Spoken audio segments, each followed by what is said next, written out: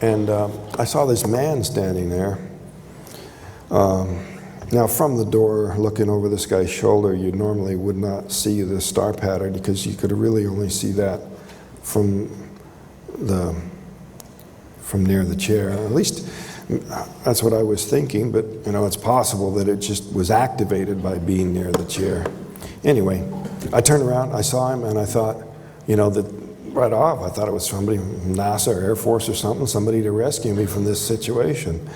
And so I took him to be a human rescuer, and I run up to him and started babbling all these questions, and but he wasn't responding.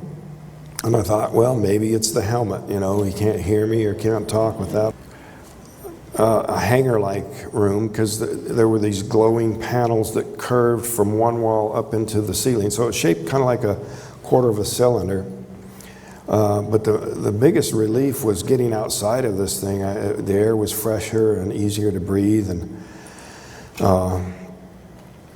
I tried to look around, but he seemed to be in a hurry and was pulling me along, and I really had to think about my walking because I was still hurting a lot and unsteady on my feet. But there were other craft in there, at least two I know for sure, that were disc-shaped but shinier and more rounded. So I don't know whether this was a building or part of a larger craft, or how long the craft that I was in had been inside of this area. But he hurried me out of this big room, down a hallway to a room where he left me with some people who were dressed like him. And it was just a sort of a blue coverall that without any kind of insignia, no flags or rank markings or anything like that. But the fact that these other people didn't have any helmets on made me think that, well, maybe finally somebody can answer my questions.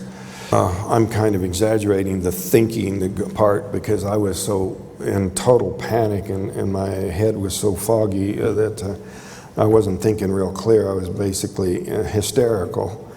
And so, but I did try to talk to these people, and they didn't say a word, not to me or not to each other. They started leading me over and trying to get me to lay down on this table.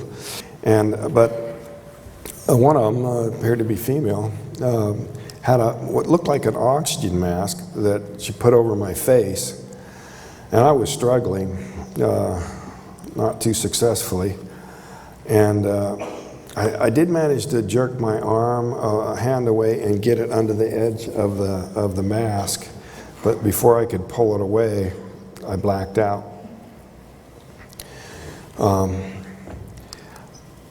Next thing I know, I came to, cold air,